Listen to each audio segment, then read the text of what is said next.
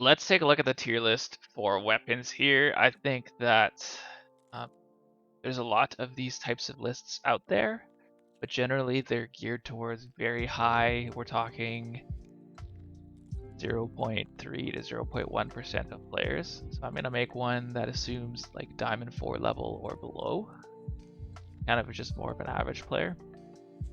And yeah, let's just jump right into it. So the Kraber. For the average player, Kraber is very strong, but it's too high risk reward, so it doesn't get an S tier status. Having said that, it's still obviously very strong, so we're going to give it the A status. Next, we got the PK. So the PK, S tier. Insane. The best shotgun in the game. If you see it, you grab it. So next, care package weapon for Season 7 is the Prowler. Now, normally I would say the Prowler is S tier, just as a general weapon. And it stands to reason that the Prowler should be an S tier weapon as it's fully kitted in the care package. But the recoil, unless you're using the Prowler consistently, the recoil is hard to build into your muscle memory. And because it's a care package weapon, you just can't use it that much. And therefore, for Season 7, I believe it's an A tier weapon, maybe even a B tier weapon. But the reason I put it at A tier is if you aren't comfortable with the recoil pattern on the burst mode, you can still use it as a, you can still toggle it to auto fire, and it's very much an A tier weapon in that case. So let's move on to snipers. So here we have, first up is the triple take. Triple take, this is very close. Now, triple take is incredibly strong, very consistent. It's got great hip fire, so it's good off the drop. It's close between S and A tier because it's not so great in some situations. But if you pair it with the right team, I definitely think it can be S tier. So we're going to put it there.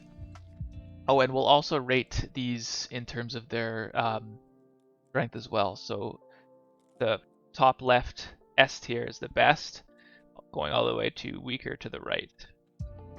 So next sniper, we have the Sentinel. Sentinel's very strong, especially when you have the shield cell power up.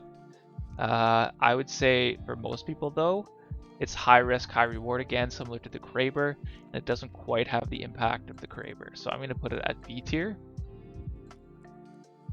Next, the Longbow. The Longbow is just garbage. Its bullet drop is horrible. I mean, it needs so many attachments. We're going to put it at the D tier. And then you got the charge rifle. Charge rifle, it's good in some scenarios. It's very much a defensive gun. It's very hard to make an attack with this gun. You can do some damage on rotations well, but we're going to put it at C tier here. I would definitely rather have a Sentinel. So next we'll move on to shotguns. So we've got the Eva. The Eva is very good. It's not a top tier shotgun, but it's definitely a gun that you're happy to have. And it's very easy to use, very forgiving, so good for the average player. Next we've got the Mastiff. The Mastiff, like the PK, but it shoots a bit faster and requires a bit more mechanical ability to use. You need to ADS this gun. The PK can be, you know, like choke bunny hop, so there's a high skill cap there as well, but not quite as good as the PK. Still an insanely good gun and one that you should consider carrying in most or all games. Mozambique, I don't think we need to comment any further on that. Mozambique hammer point, I mean, it's good situationally, but it's just a bit too situational, so we're just gonna put it at C tier. It's not D tier, and I know some people are gonna think it rips, it should be a lot higher, but the problem is it's really situational, and that is not something you want in your weapon.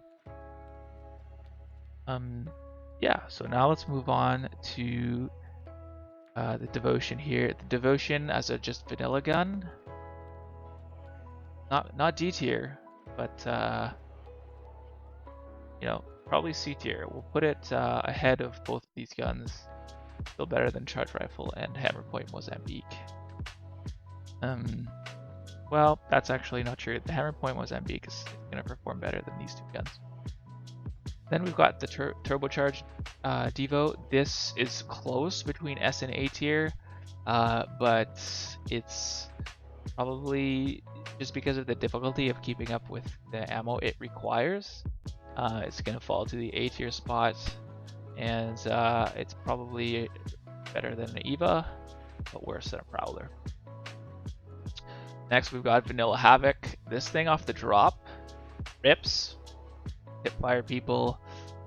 It's the recoil pattern right now is not that easy for most players to control at any sort of distance. So we'll put it kind of in the B category. It's still, you know, pretty good, especially off the drop, but it definitely falls off later on. You add a turbocharger though, and then it's again close to an S tier weapon, but it's gonna fall in the A category. It's probably it's very situational which of these guns are better. It's close. I would probably put it slightly below the Devotion though, because it's harder to 1v2 or 1v3 with a Havoc as opposed to a Devotion. L-Star's actually gotten some buffs and it's gotten a lot better, but it's still a very bad weapon for most players because it just takes a lot of skill to learn the recoil pattern and learn how to feather it properly to keep it in the sweet recoil spot, so to speak. Next, we'll pull in the Volt. The Volt, another energy weapon. I think everyone would have expected this. It's S tier. Where does it belong? It belongs somewhere here. I don't know if it's worse or better than a Mastiff. Probably we'll say it's better than a Mastiff because it's a little bit more versatile. Mastiff is obviously king up close, but you're gonna want a gun like the Bolt in your arsenal for sure. It's very easy to control, very easy for beginners to use. The one downside of the Volt is that, just like kind of the Devotion or Turbocharger, it can be hard to get ammo. But if that's the case, usually it's in the mid to late game when you can swap out for an R9 in someone's bin anyway, so it's not really an issue. Okay, so now we've got the Flatline. Flatline is a very nice weapon.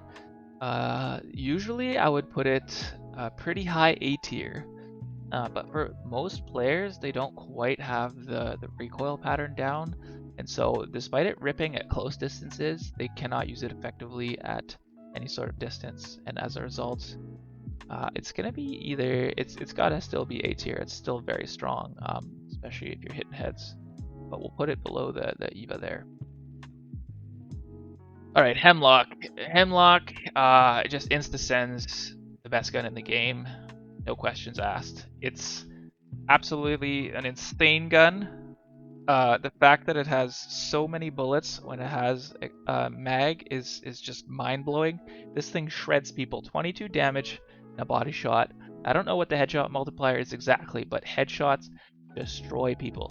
This gun is great at hipfire, so really good at close range. Very good at medium range. The burst is super controllable. You throw a 3x on there, you can use that gun anywhere, in any scenario, and rip everybody. Not only that, you can use a sniper 4x, 5x. You switch to single burst. This is the most versatile and deadly weapon in the game. Spitfire. I think Spitfire for the average player is actually going to be better than you might expect, simply because you can pre-fire corners. You're not going to run out of ammo, which is a lot of the issue that runs into these fights. It's still horrible, terrible iron sights, hard to see when you're actually shooting. So I think we'll put it at high C. Could argue for B, but I think it belongs down here. Wingman. I know we won't do separate attachments for the Wingman, and I know that most people would expect this gun to go in the S tier. But at the Diamond 4 below skill tier, it's not being used that effectively. Its main benefit that it's got such good ADS speed, while strafe speed, while ADS isn't utilized to its max capacity. Heads aren't being clicked as much as they could be, and people really struggle with this gun up close. So as a result, I would argue that it's actually weaker than most of these other A tier guns. However, it is still definitely an A tier gun, and I expect this one to be controversial. Okay, the Scout. The Scout is very good in some scenarios, but the reality is that it's horrible up close. Hipfire is garbage. You're a standing duck when you ADS. You can't peek around a corner, shoot it once, and duck back, right? You have to commit, and when you commit, you want to burst people for a lot of damage, and the Scout doesn't do that well. If you play a Scout versus a Hemlock, or a Scout versus some other good weapon of that nature, you're going to get absolutely destroyed. So as a result, I'm putting the Scout pretty low. It's got those good situational scenarios for picking off rotations. It's just not a versatile gun in my opinion. Again, I think most people would put this gun around A. So this may be controversial, but I'm going to put it lowest B tier. R301. This is the bread and butter of a lot of beginners. Incredibly strong, not S tier, but certainly belongs high A tier. In fact, it's probably better than the Prowler because it's slightly easier to control the recoil pattern. So we'll put it here.